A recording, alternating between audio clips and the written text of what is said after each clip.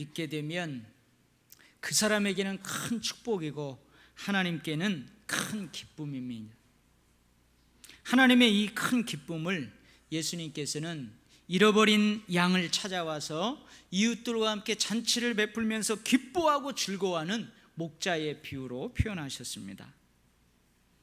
내가 너희에게 이르노니 이와 같이 죄인 한 사람이 회개하면 하늘에서는 회개할 것 없는 의인 99으로 말미암아 기뻐하는 것보다 더하리라. 여러분, 오늘 이렇게 한번 우리 예배드리는 이 옆 사람들을 한번 보세요. 많은 분들이 나와서 지금 예배드리잖아요. 하나님이 얼마나 기뻐하실까요? 근데 이 기쁨보다도 죄인 한 명이 오늘 이 예배 자리에 나와서 예수 믿게 되는 거, 그거 하나님이 다 기뻐하신다, 그 말씀입니다. 하나님께서는 다니엘 선지자를 통해 이렇게 말씀하십니다. 많은 사람을 옳은 대로 돌아오게 한 자는 별과 같이 영원토록 빛나리라.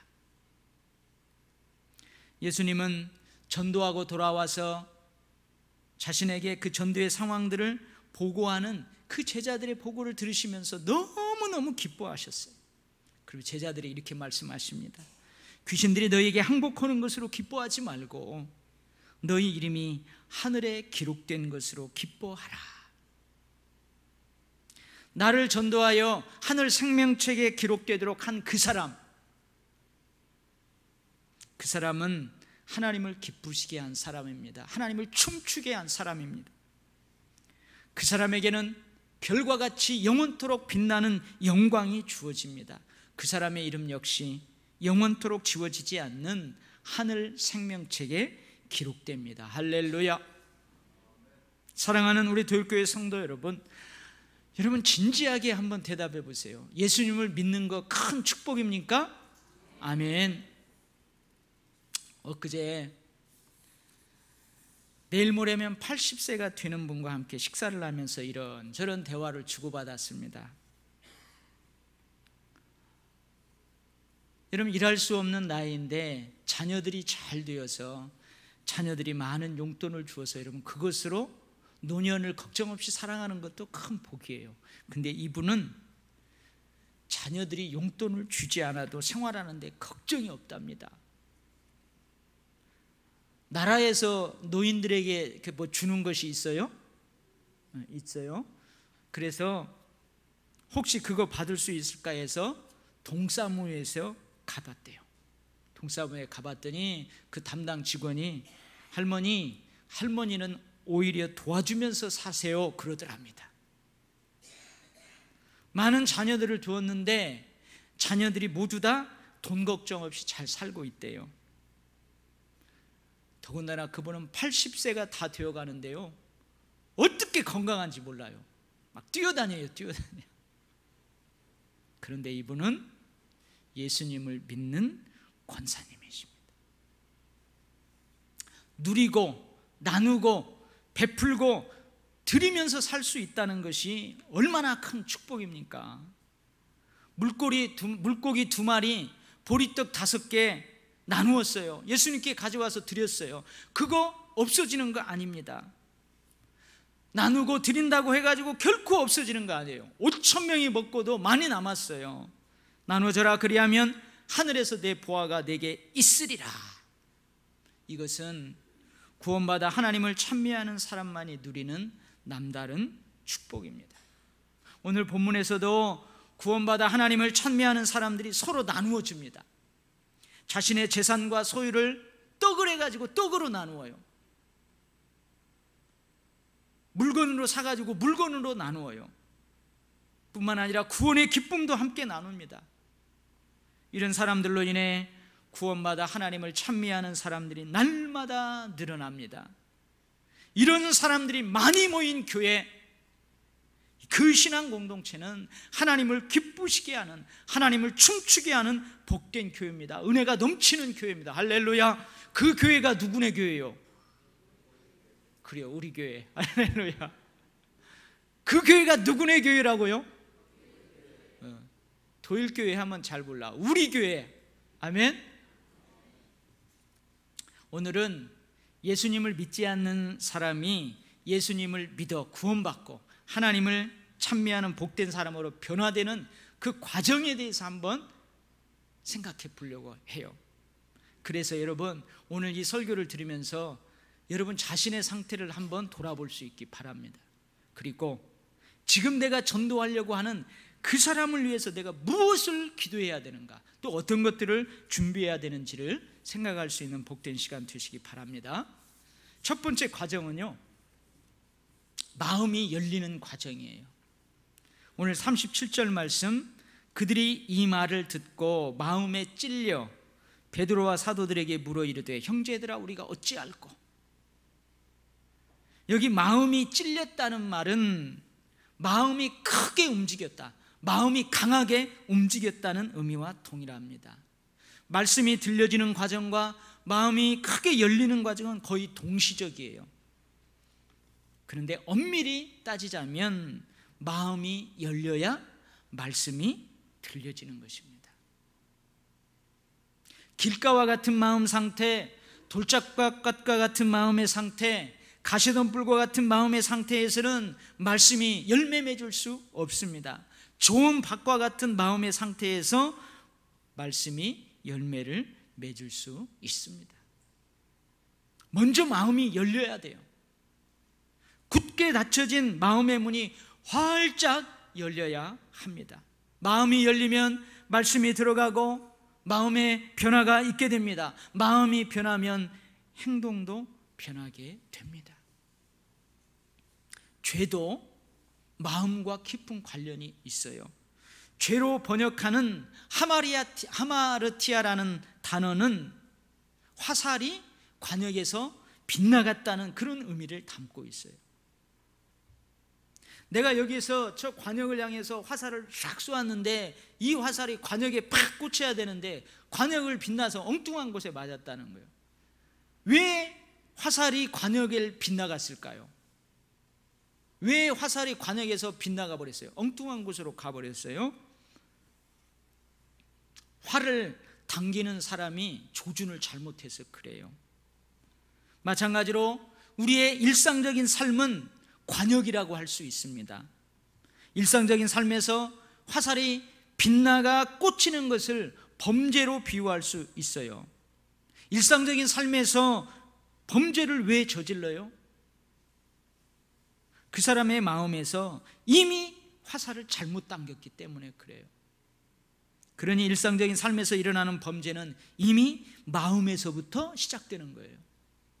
이처럼 마음의 변화 없이는 행동의 변화가 없는 것입니다. 제가 여러 번 이 얘기했는데요, 이 세상에서 가장 무거운 것이 뭐라고요? 졸고 있는 사람의 눈썹이에요. 그 무거워가지고 이거 못 견디고 나중에 그냥 자버리잖아요. 이 세상에서 가장 넓고 넓은 것이 뭐라고요? 사람의 마음과 생각이에요. 천길 물길은 알아도 한 길도 안 되는 사람의 마음은 모른다는 그런 말도 있잖아요. 무한한 자유가 주어지는 영역은 바로 사람의 마음과 생각이에요. 여러분, 이 시간에도 여러분은 하늘을 날 수 있어요. 어디에서는? 마음과 생각에서는. 여러분, 이 시간에도 여러분은 저 미국에 가 있을 수도 있어요. 저 캐나다에 가 있을 수도 있어요. 마음과 생각으로는. 무한한 자유가 주어지는 영역은 바로 사람의 마음과 생각입니다. 마음과 생각의 영역에는 무엇인지 들어올 수 있고 무엇이든지 나갈 수 있어요. 이렇게 너무나도 중요하고 너무나도 소중한 그 사람의 마음을 사탄이 꽉 틀어 움켜쥐고 있다면 절대 하나님의 은혜의 말씀이 들어갈 수 없습니다. 부정적이고 악하고 더러운, 거만하고 교만한 각박한 것들이 그 사람의 마음을 완전히 지배하고 있으면 결코 하나님의 말씀을 받아들이지 않습니다. 우리의 전도를 받아들이지 않습니다. 어제 토요일도 저쪽 마을 입주가 시작되었다고 그래가지고 우리 권사님들이랑 갔어요. 뭐 하러 갔겠어요? 선물 주러 갔어요. 휴지, 그 다음에 수세미라고 안 하고 또 뭐라고 그래요? 뭐 그런 거 뭐 여러 가지 듬뿍 담아서 갔어요. 한 집에 갔는데 이사하니까 얼마나 좋아요. 그래서 축복하면서 우리 저기서 왔는데 선물 주러 왔다. 나 그거 안 받는다니까 왜 이렇게 귀찮게 하냐고, 다시는 오지 말라고. 그런 사람도 있어요.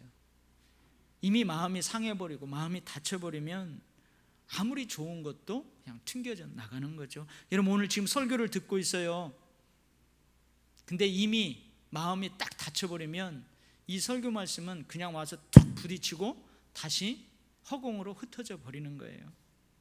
요한계시록 3장 20절 부활하신 주님의 말씀입니다.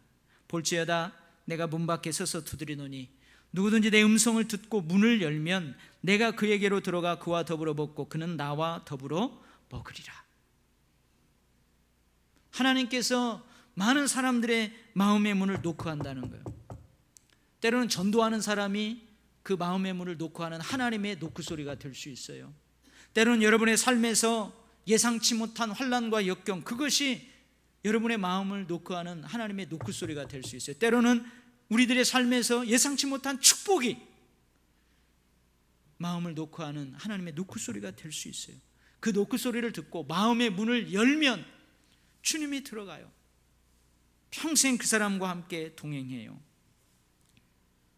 구원받아 하나님을 찬미하는 복된 삶의 출발은 마음의 열림에서부터 시작됩니다. 마음의 열림에서부터 시작돼요. 다윗의 간절한 기도를 떠올려 봅니다. 하나님이여, 내 속에 정한 마음을 창조하시고 내 안에 정직한 영을 새롭게 하소서. 우리는 기도해야 합니다. 주님, 주님의 노크 소리를 듣고 문을 열게 해 주십시오. 주님, 그 사람이 부드럽게, 평온하게, 즐겁게, 긍정적으로 마음의 문을 열 수 있게 해 주십시오. 그 사람의 마음에서 마귀적인 것들을 몰아내시고 성령께서 다스려 주시옵소서. 할렐루야. 구원받아 하나님을 찬미하는 복된 삶의 출발의 시작은 마음이 열리는 데서부터 시작됩니다. 두 번째는요, 회개의 과정이에요.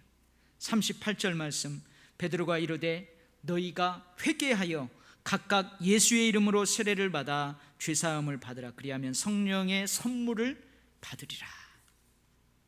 회개라고 번역된 단어에는 스스로 자기의 잘못을 깨닫는다, 마음으로 결심하고 행동한다는 뜻이 있습니다. 잘못했다고 생각만 하는 것은 진정한 회개가 아닙니다. 눈물만 흘리고 그만두는 것은 진정한 회개가 아닙니다. 행동이 뒤따라야 진정한 회개입니다. 회개는 못된 옛 모습을 비우는 것입니다. 그리고 하나님의 선한 것으로 채우는 것입니다.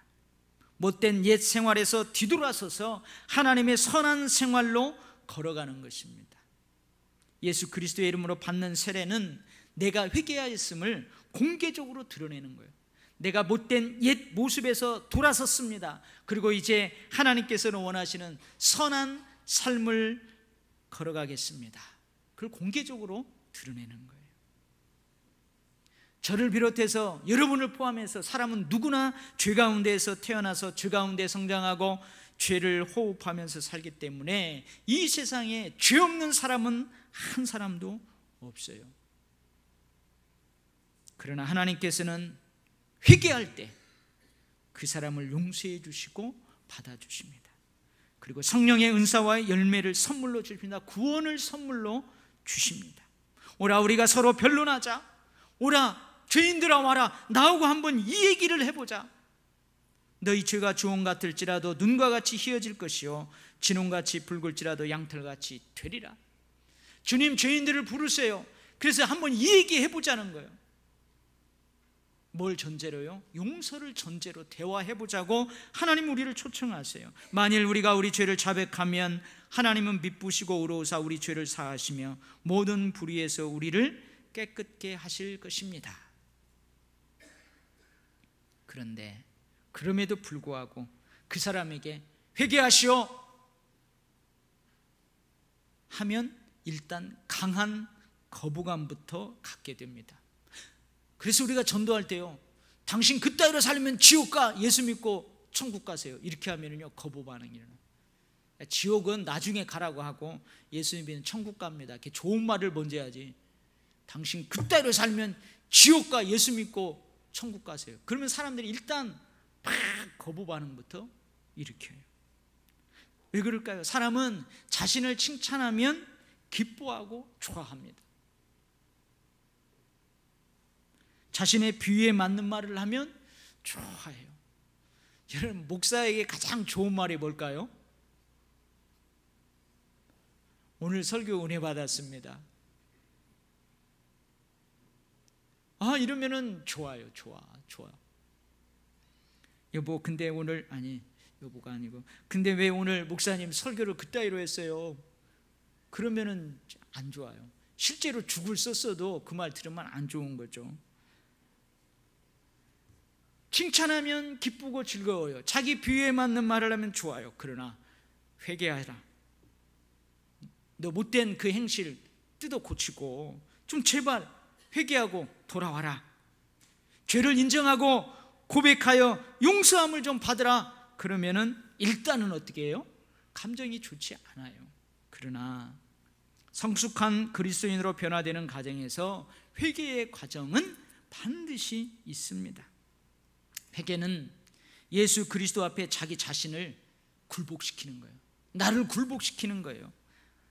철저하게 예수 앞에서 나 자신을 굴복시키는 것, 그것이 회개입니다.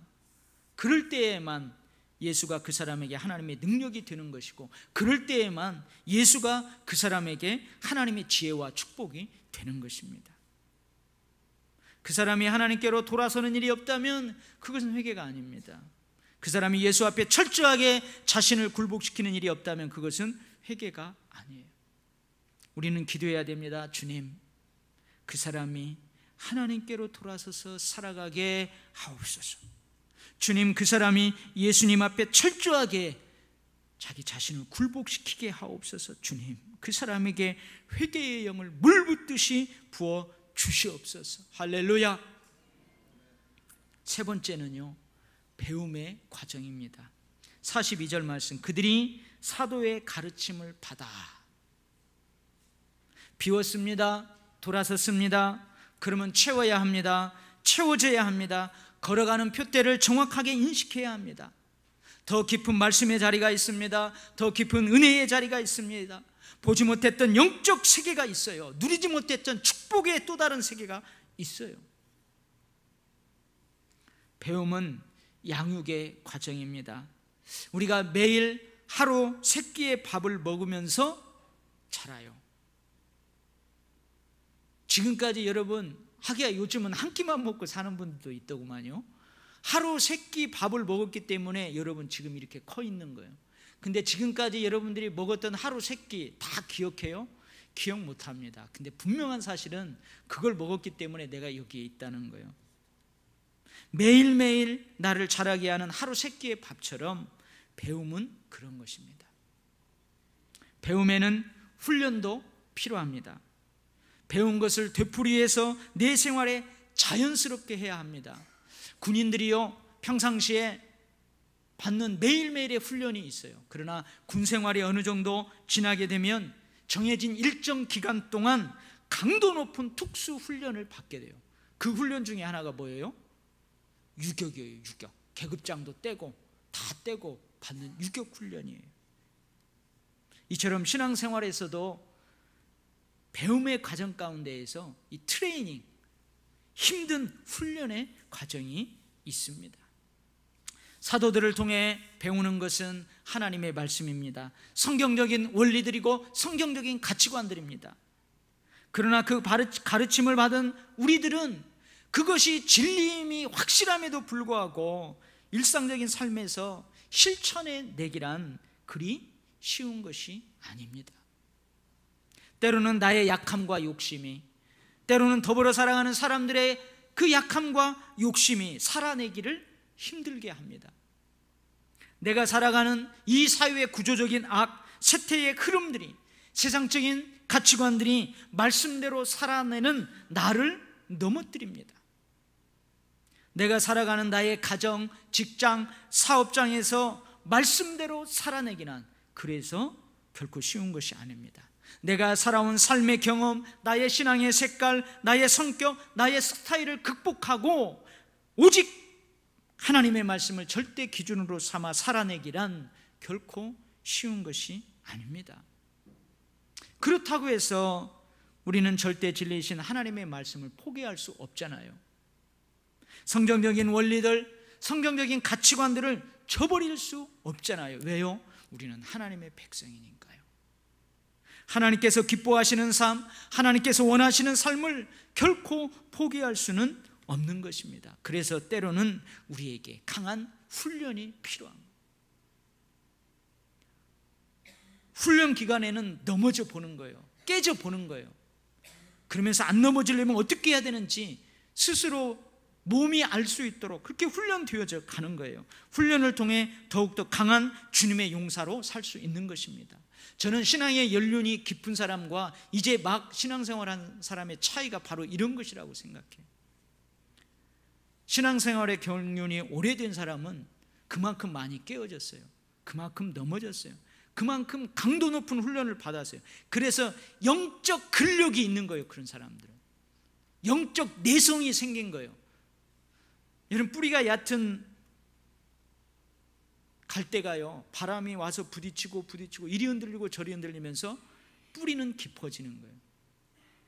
오랫동안 바람을 맞은 사람일수록 뿌리가 깊은 거예요. 이것이 양육과 훈련입니다. 이것이 배움입니다. 우리는 기도해야 합니다. 주님, 말씀으로 양육받게 하여 주옵소서. 주님, 훈련받게 하여 주시옵소서. 훈련시켜 주시옵소서. 그래서 험한 세상 속에서도, 유혹 많은 세상 속에서도 강한 주님의 용사로 살게 하여 주옵소서. 할렐루야. 네 번째는 친교의 과정입니다. 교제하는 과정이에요.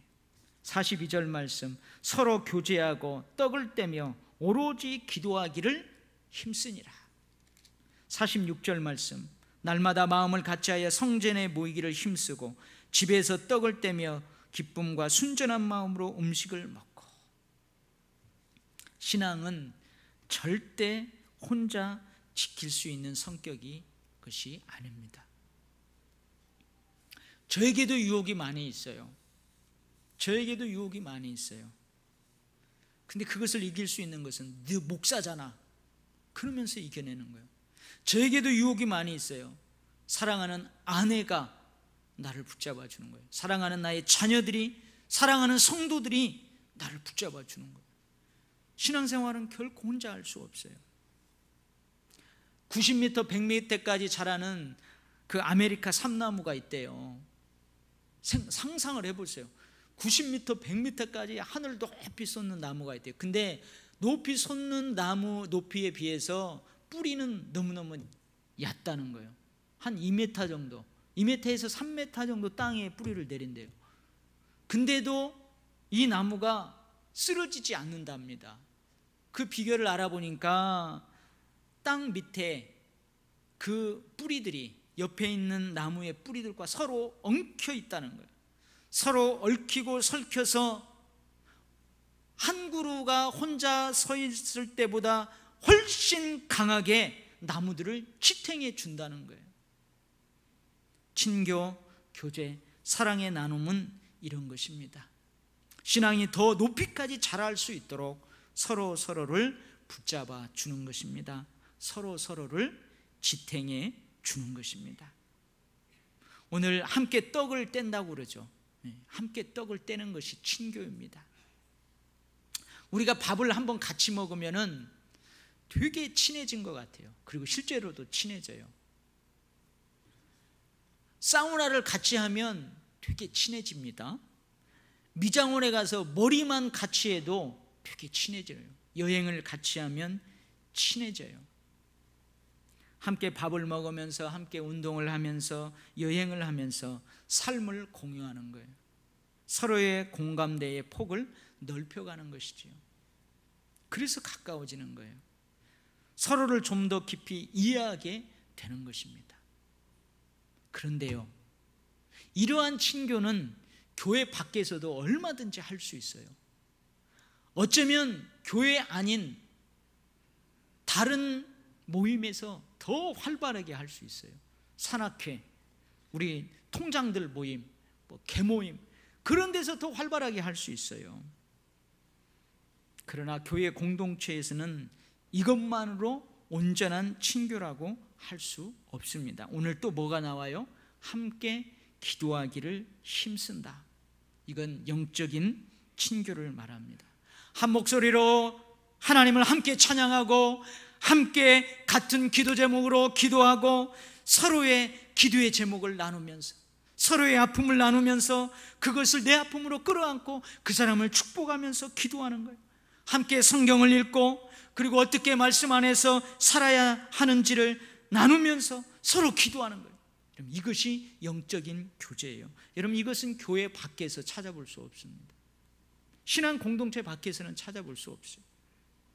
그러면서 하나님의 주신 비전을 공유하는 것입니다. 신앙의 같은 표대를 바라보는 것입니다. 하나님이 주신 사명의 표대를 향해 일치감을 갖고 걸어가게 하는 것입니다. 우리는 두 가지가 다 필요합니다. 우리는 다 필요해요. 그러나 이 두 가지 중에 한 가지를 빼면 안 돼요. 영적인 친교가 없는 육적인 친교는 마치 모래 위에 세운 집과 같습니다. 한계가 있어요. 왜 그래요? 자기 중심적인 욕심들이 다 있기 때문에 그렇죠. 섭섭함이라는 한계가 있어요. 인간성의 약점이라는 한계가 있어요. 그래서 영적인 친교가 병행돼야 하는 거예요. 이러한 영적 친교가 인간적인 친교의 한계를 극복하게 하는 것입니다. 저는 많이 봤어요. 함께 운동하고 함께 식사하고 함께 뭘 하고 그런데 그 모임에 기도가 없으면, 영적인 교제가 없으면 정말로 모래 위의 성처럼 무너지는 것들을 참 많이 봤어요. 우리는 모이기를 힘써야 합니다. 주를 깨끗한 마음으로 부르는 자들과 함께 모여야 합니다. 누구랑요? 주를 깨끗한 마음으로 부르는 자들과 함께하는 시간을 많이 가져야 돼요. 의와 믿음과 사랑과 화평을 따라 살아가는 자들과 함께 모여야 해요. 이런 사람들과 더 많은 시간을 함께 보내야 돼요. 만약에 여러분들이 일주일 동안 월, 화, 수, 목, 금, 토 빠지지 않고 고스톱 치는 데에 막 자리만 있었어요. 그럼 주일날 딱 오면은 제가 쌍피로 보여요. 강단에서 설교하는 목사님이 똥 걸작 쌍피로 보인다니까요. 여러분들이 월, 화, 수, 목, 금, 토 술 마시는 회식 자리에 너무 자주 가셨어요. 주일날 딱 오면은요, 설교하는 목사님이 술병으로 보여요. 캡틴 큐로 보여요. 의와 믿음과 사랑과 화평을 따르는 사람들과 더 많은 시간을 함께 보내야 돼요. 삶의 자리, 살아온 여정, 신앙의 색깔, 그리고 각자 살아온 경험을 통해서 형성된 그 가치관이 다 달라요.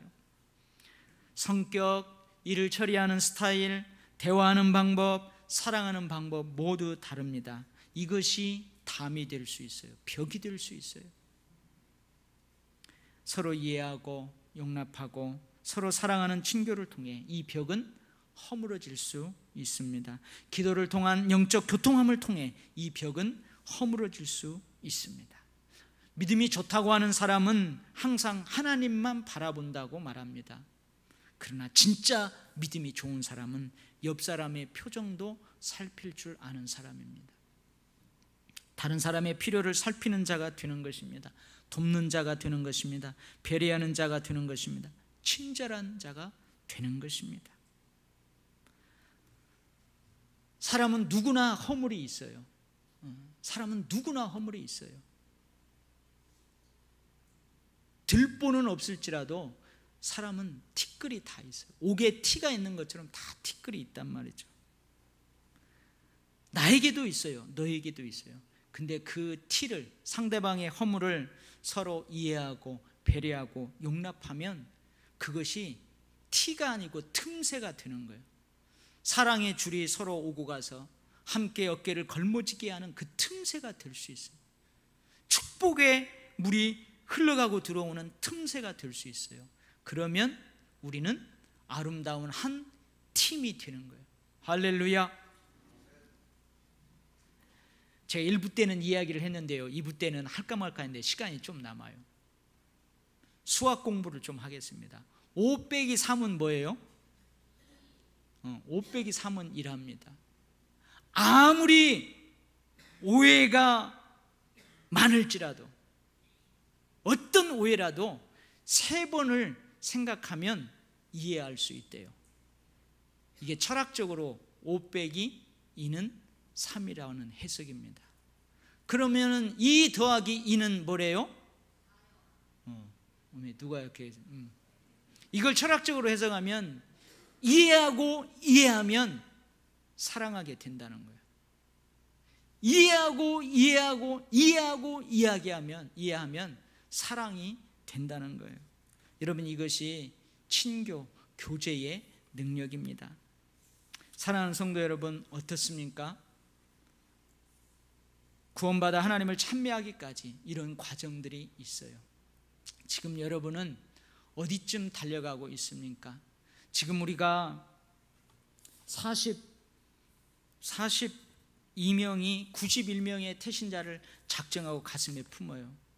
어떻게 하면 이 사람도 우리처럼 구원받아 하나님을 찬미하는 사람이 될 수 있을까요? 우리가 무엇을 기도해야 될까요? 어떤 것들을 준비해야 될까요? 여러분, 오늘 이 말씀을 듣고 우리 한 달 더 남았죠. 남아있는 그 시간 동안 정말로 오늘 장로님 간절히 기도한 것처럼 우리가 전도하고자 하는 많은 영혼들이 그날 이 자리에 나와 주님을 만나는 새 생명의 역사들이 있기를 간절히 축복합니다. 아멘. 하나님 아버지, 감사합니다. 우리로 하여금 노크하는 소리를 듣고 문을 열고 주님을 영접하여 이렇게 구원받아 하나님을 찬미하며 예배하는 기쁨과 축복을 누리며 살아갔던 것처럼 우리 주변에 아직도 예수를 믿지 않는 많은 사람들, 우리처럼 그렇게 되기를 원합니다.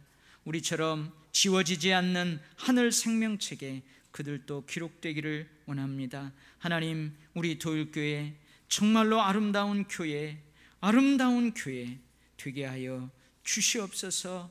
주님, 복된 교회, 하나님을 기쁘시게 하고 하나님을 춤추게 하는 은혜가 넘치는 교회, 더욱더 풍성해지는 교회로 축복하여 주옵소서. 예수님 이름으로 기도하옵나이다. 아멘.